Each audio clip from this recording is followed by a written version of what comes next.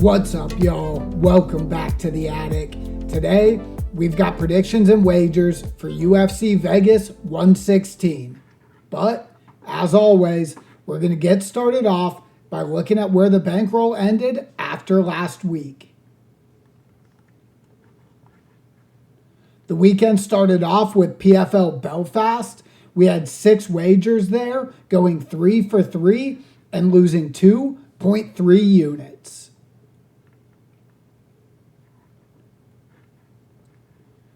Next up was LFA 231, 4 total wagers, again going 50-50, 2 wins and 2 losses. And on this card, we only lost 0.37 units.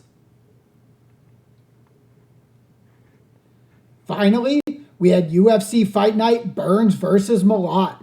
And as far as predictions go, things just didn't get much better. We had 6 wins and 5 losses, losing 0.77 units.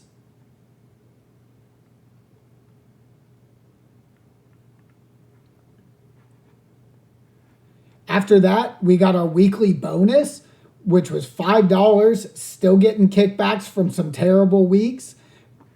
But as it usually would, it did not end there. Just today, I got some free slot spins, which totaled $4.65.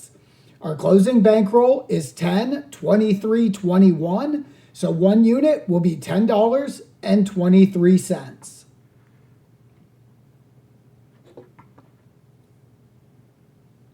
With that out of the way, let's jump straight into this week's predictions. We'll be starting off this card with a women's flyweight bout between Julia Pilastri and Talita Alencar. Wager history here looks pretty decent. We've gone 3-1, always betting on these 2 fighters. In total, our profit here is 1.09 units. As always, we can only bet on 1 fighter, and the models are split.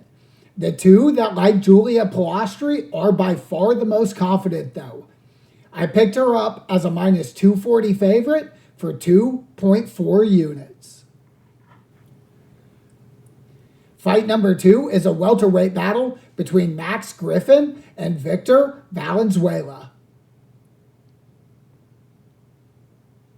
Only 1 wager on the entire history here. We successfully bet against Max Griffin, turning a profit that now amounts to 0.38 units. This weekend, we'll again be betting against Max Griffin. All 3 models are pretty heavily in favor of Victor Valenzuela, but his odds at the book are much closer. I picked him up at a minus 135 for 2.03 units. Third fight is down at men's flyweight between Rafael Filo and Cody Durden. Pretty even wager history here. I've won all 3 bets against Cody Durden, and I can't seem to peg a Filo fight no matter which side of it I'm on. In total, I've made a profit of 0.95 units. The book odds on this fight are extremely wide. Rafael Filo is coming in at a minus 600. All 3 models do like him, but one of them is very close to even. I picked up Rafael Filo for 9 units to return 1.5 units with a win. The second women's fight on this card is a bantamweight matchup between Mayra Bueno Silva and Michelle Montague. I've placed 3 wagers between these 2 fighters and won 2 of them. In total, my profit is 0.98 units. Again, we see a pretty big favorite in this fight. Michelle Montague is a minus 400 at the books, and we see a similar thing going on with the models as well.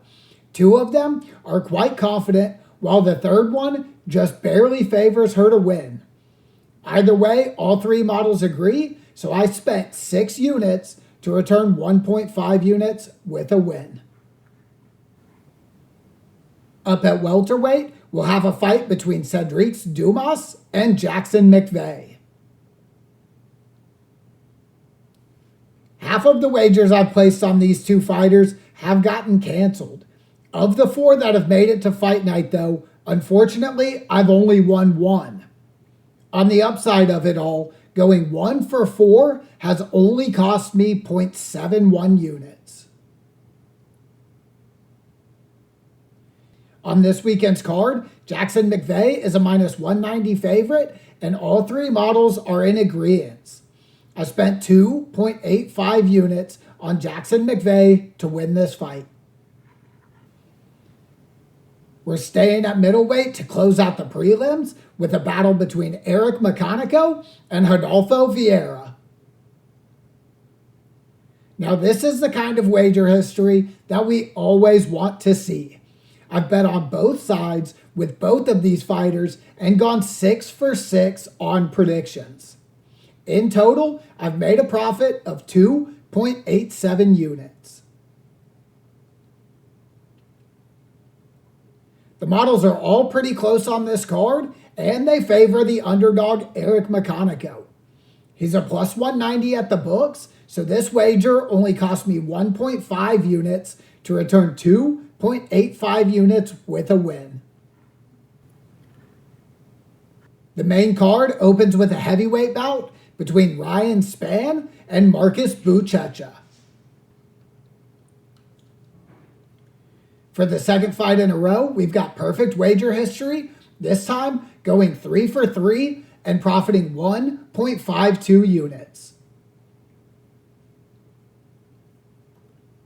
The models are split on this fight, 2 of them favoring Marcus Buchecha. He's a minus 145 favorite at the books, so I risked 1.45 units. Next up, we've got a bantamweight matchup between Hani Barcelos and Montel Jackson. We've gone from perfect wager history to some that is far below par.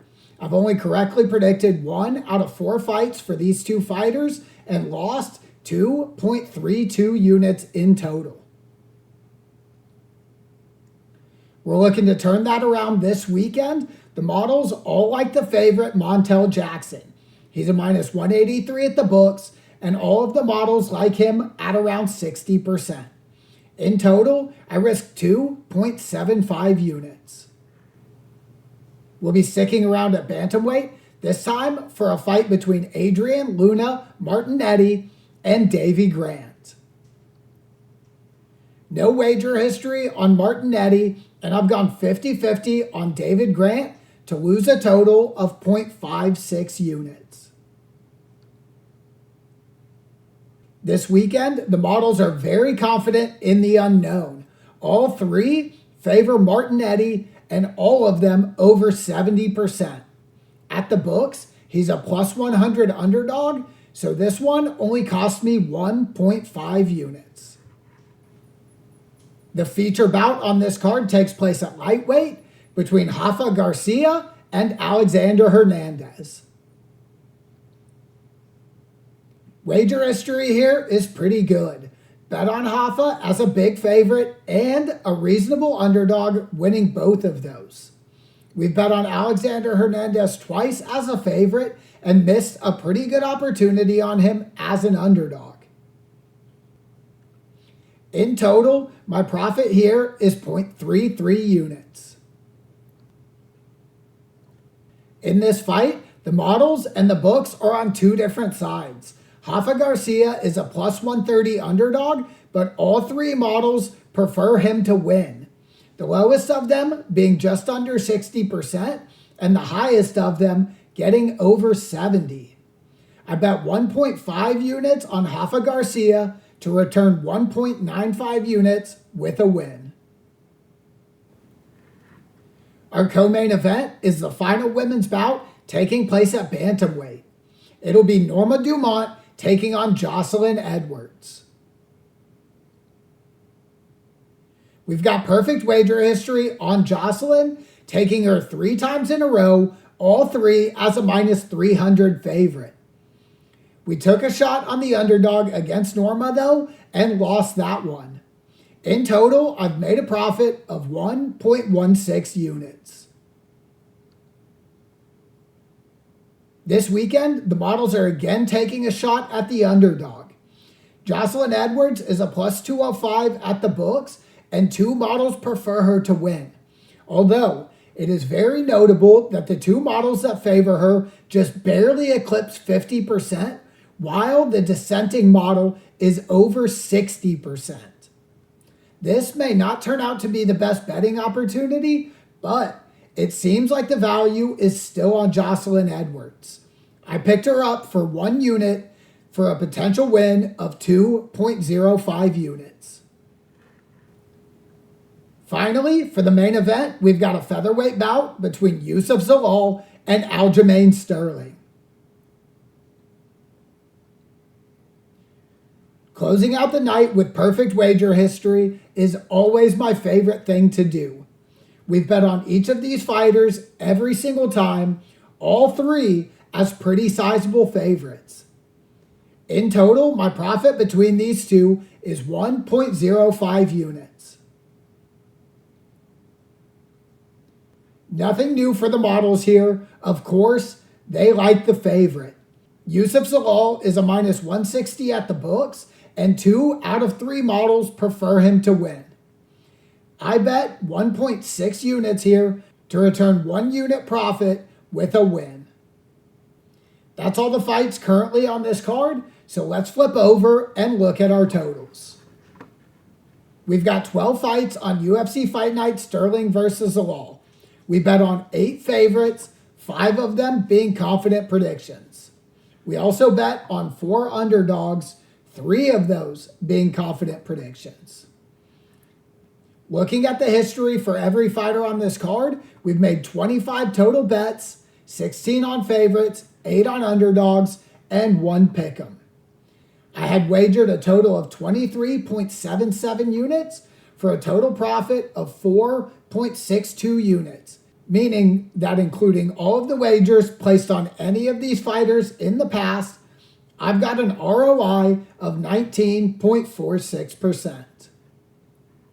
My total risk on this card is pretty small at 33.57 units, and I've got a potential return of 18.85 units for an ROI of 56.16%.